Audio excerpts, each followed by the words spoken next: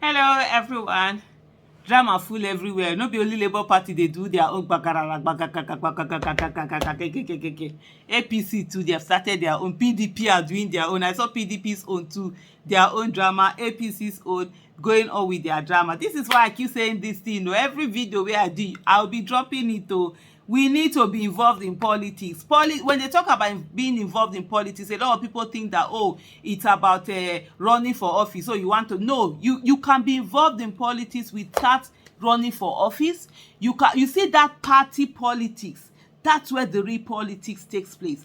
That is where we get the people that are going to, to serve the nation. And if we don't get in credible people, good people in those parties, then there's no how we're going to get credible people, good people that are going to serve us. Because the credible people will not even be allowed to get the ticket of their party. So we must be involved in, party politics. We must be there. There are some people who have retired, though. They don't even need to do anything again. They don't need the money. They are retired. They are good. They are okay.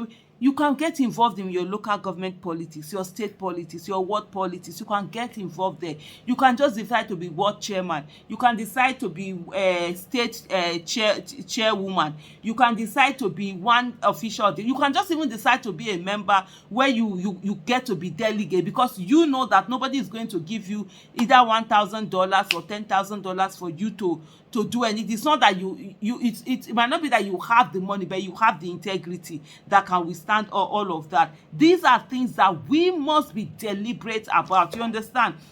We cannot fix Nigeria without fixing politics. That's one thing that Dr. Obi Ezekwesili said, I think in 2018, and it's so apt. We can't fix Nigeria without fixing politics. We need to get good people that will be able to have party tickets. That money will not matter. They will be able to have a chance to run, and Nigerians can vote them in to go and work for Nigeria.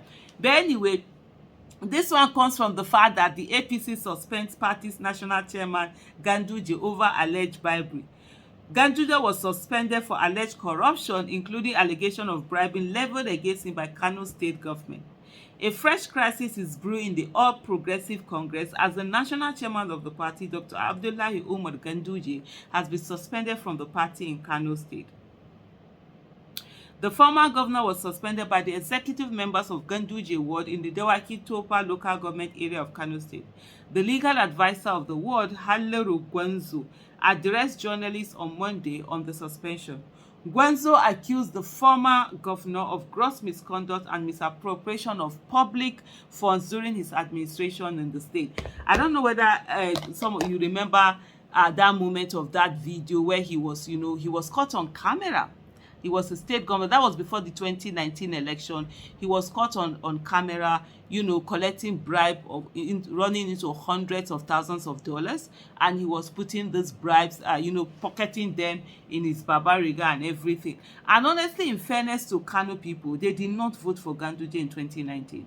They voted for this present governor, now, even in 2019. But of course, the rigging, they were rigged out, where they were leading. They suddenly stopped the election and said they were going to do some votes in this thing, and that was when they brought in, state security, violence and everything, and suppressed people from voting, and they ended up, returning Ganduje. So for me, I always say Kano people, honestly, their politics. I was born and brought up in Kano, and I can categorically tell you, Kano people no send you. They no send your papa.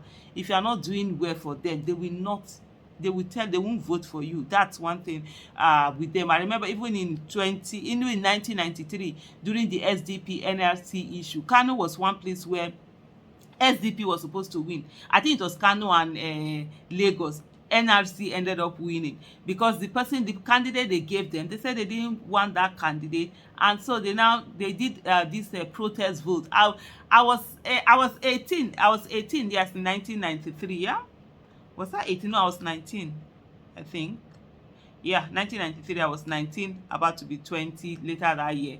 I remember meeting, because there was one political that was my first listening to the intrigues of politics.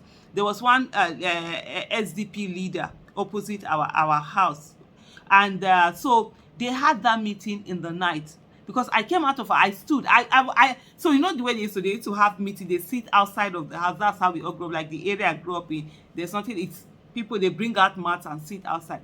I remember coming out and I sat in front of our house and I was listening to everything they said, and I didn't participate to then, of course. I just sat down by the side and listened. They came to the resolution that no, they were not going to vote for SDP. They were rather going to do protest. But that was how Kabiru Gaya ended up emerging as a it was supposed to be Engineer Magaji. I remember there was even a song that they did that year. Engineer Magaji, that but they hadn't come the barugo back inside the valley, hunching said the son, Allah, ya Baba Maliki. You know that kind a song was politics there.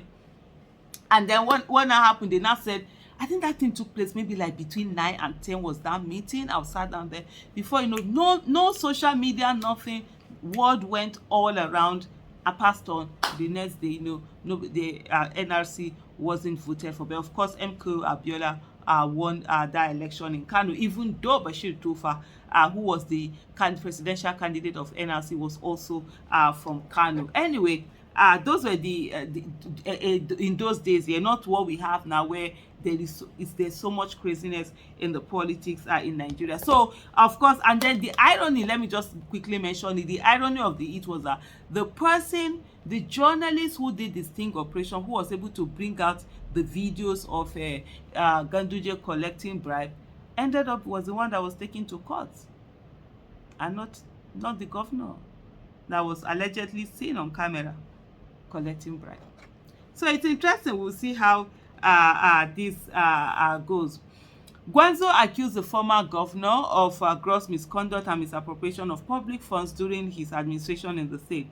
He said that the suspension of the party national chairman was a unanimous decision of the members of the ward. He said Ganduje could not clear his name amid corruption allegations that followed the 8-year administration. We decided to suspend Dr. Ganduje from the party due to the seriousness of the allegation against him. But anyway, this is always the case with Nigerians these days, politics and everything. So like I said earlier, we really need to get ourselves involved in party politics and stuff like that.